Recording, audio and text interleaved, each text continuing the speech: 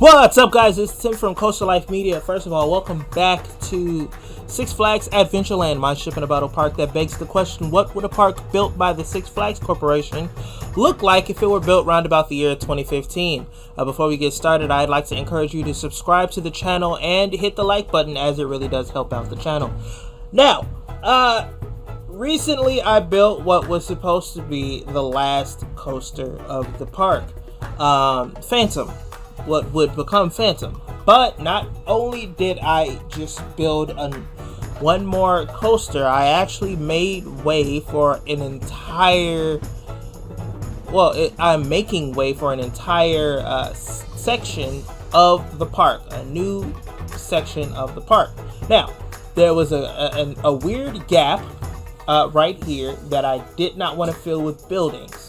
So I built it with, I filled it with a path going from right here under the train track, and now it's going to be leading up to the hopefully final, I'm gonna say final coaster of the park, but it's going to have a nice little plaza area also. Now, the layout for the queue layout for this is supposed to be something like maybe Full Throttle or King Dakar, where the path is inside of the coaster and then you just enter from the outside. By the way, this is a strata coaster. It is not 500 feet tall, but it is 400 something feet tall. I wanted this to be the tallest coaster in the park, because unfortunately, like Six Flags Great America, it doesn't have the ability to build a coaster this tall because of its proximity to several airports, including O'Hare. So I wanted to go ahead and do that here because I feel like Illinois really does deserve a mega tall coaster that, you know, they can brag about. So this would be it. It has not been themed or anything yet, but I actually just started building this and I said, oh crap, let me stop and start recording before I get too far and then end up with a full little section of the park and nothing has been documented. So I'm gonna let you guys know right now, this would technically not be a part of the original park. This would be a maybe a years down the line addition. This probably would be the latest addition to the park. So it's going to be a little bit more modern in how the architecture is going to look once you get under the bridge or past the bridge. The plaza that is supposed to be out here and all of that, it's going to be completely different from the rest of the park because it's supposed to be more modern and kind of give you that newish feel. So with all of that being said, I'm going to get back to work because I've technically been building this coaster for a little while and let you guys see what I come up with. So now I have a rough layout of the queue for, well, it's not really a rough layout. I've actually been testing it with peeps in the park. The park is at full capacity with all rides running at the same time, and I have tested it. It's pretty it's a pretty good layout for what we have here. Like I said, I basically wanted it to be a simple blockish layout, going in the middle of the ride, and then we have a little bit of the queue going on outside of the ride. But the main thing that I've been working on, besides the station, which is really giving me Full Throttle vibes, how you have the curved roof being held up by the supports and then the wiring, is this large restaurant here, which is basically going to be the main, the second biggest draw for this area. The ride, of course, being the number one, and then this restaurant being the second one. We have a main area in here that's going to be where you come in, and then there's going to be a patio area outdoors, as well as some seating indoors once we get it all together. And we also even have a bathroom that I've been working on slightly. Nothing too spectacular. And then we have the vending machines over here, so it's coming together. I've also put some seats. I've buried some seats in the planters so that when guests come up, they can walk up and sit, and it'll look like they're sitting on the planters. It's another Bro Nation trick being brought into current times. God, I miss Bro Nation. I wish they would come back with another Planet Coaster series. I even wish they would come back with their Planet Zoo series, but I'm assuming both of them are busy with whatever they're doing in life, so I can't really be pissy about all of that. But they are really two talented individuals, and when they come together, they always come up with something amazing. For those of you who don't know who the Planet Coaster Bros, Planet Bro Coaster guys are, it's they are two separate YouTubers who came together to build a park in Planet Coaster called No Name Landia, which actually is to this date one of the most popular Planet Coaster series in YouTube. Not just because of the build style, but also because of their relationship with each other. They're pretty cool. So, not getting too hung up on that. Like I said, the main draw for this little area is basically going to be the ride, and the second main area is going to be the restaurant. But I did want to make sure that we had a long queue. Now, in my most recent visit to Six Flags, I was blessed enough to talk with someone who actually works for the park and actually had a hand in designing some of the queues for the most recent rides, like Max Force and Mardi Gras Hangover and a few other ones. And so I asked him, I said, hey, well, like, when you see your queue that you designed as full, does that make you feel satisfied? And he actually gave me a really important tip that I now kind of hold true.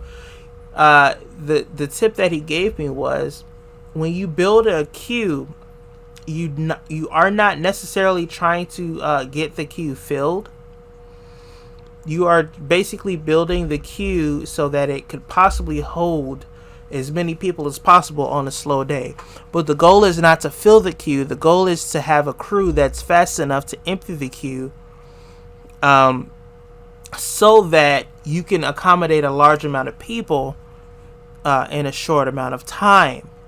Because you don't really want to have everybody stuck in one line for one ride to where they're basically just sitting there. You kind of want it to be how they're able to experience everything while they're there, because that's what they paid for. They paid to come and experience everything that you have to offer, and they did not pay to basically spend the entire day sitting in line trying to get into one ride. So with that being said, I did want to make sure that this queue was long enough to be prepared for large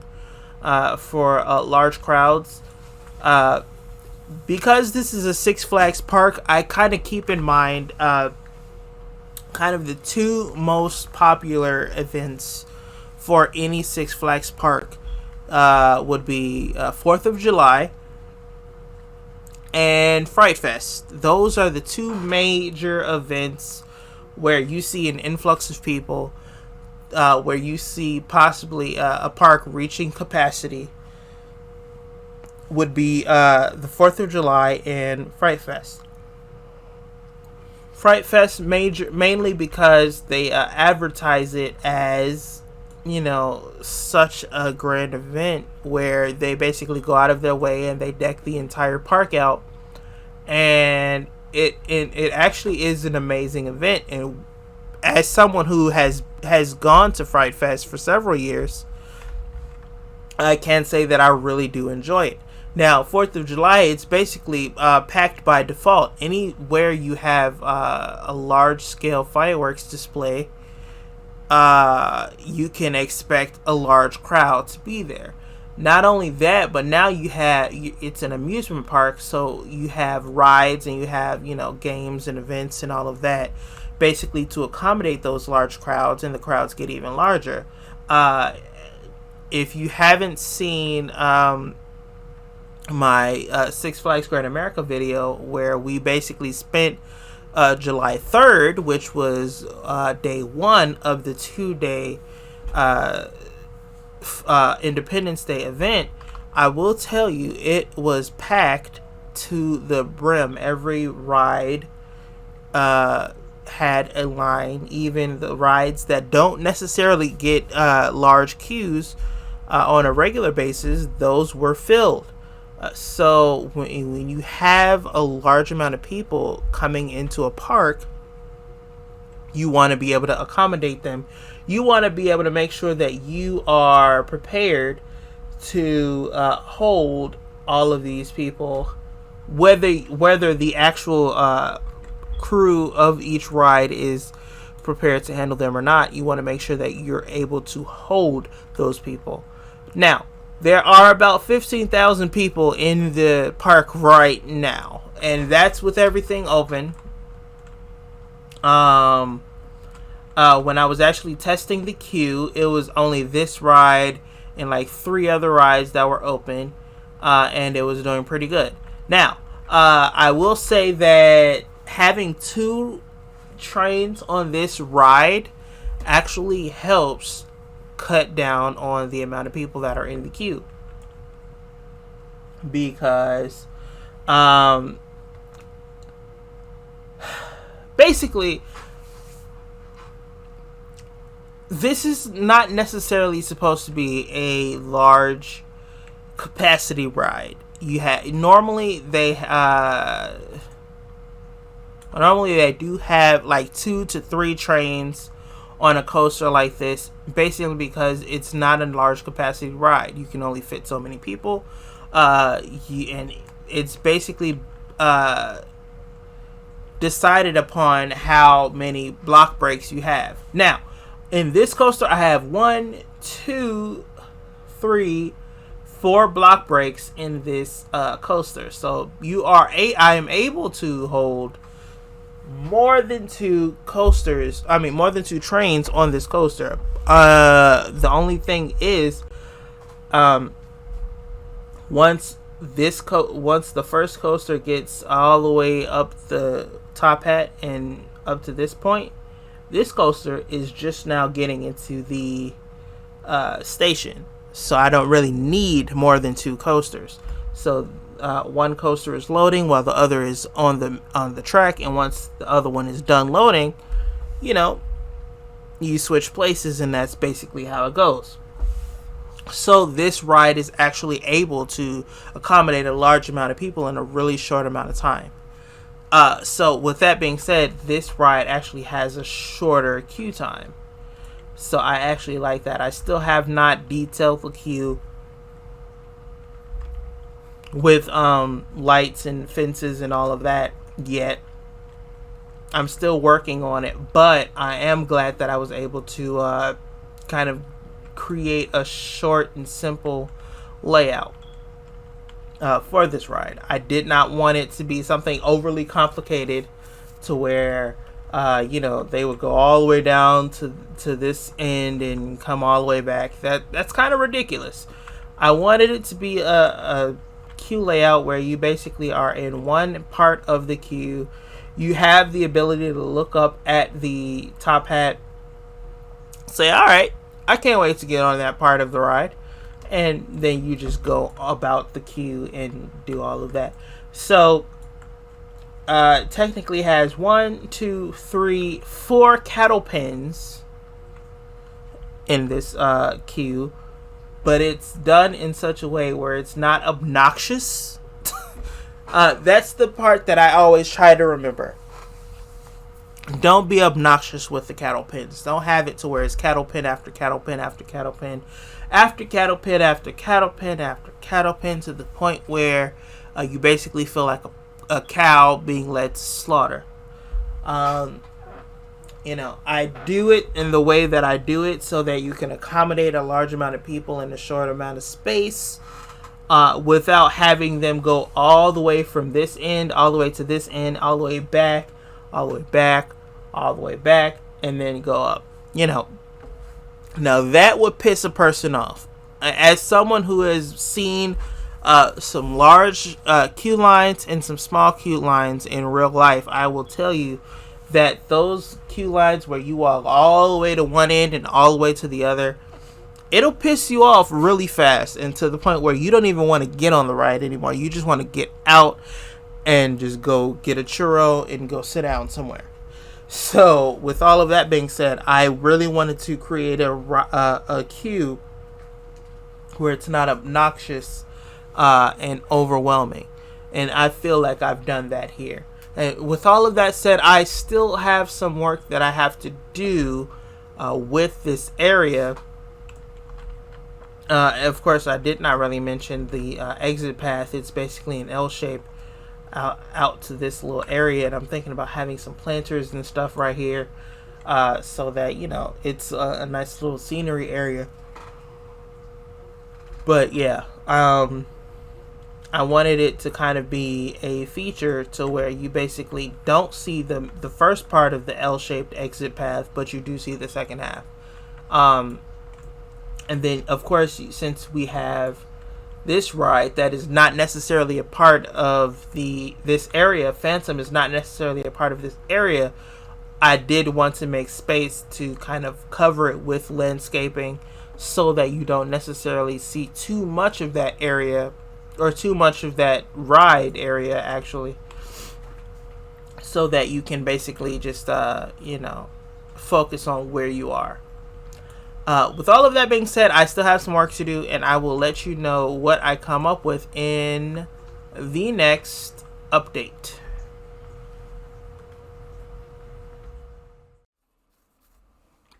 So we're going to go ahead and take a look at the finished product of this area so that you guys can see all of the work that was done.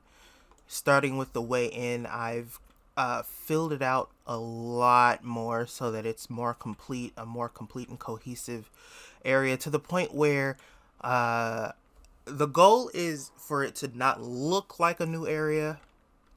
It's supposed to look like it was always planned to be there, and I feel like we've done that successfully here.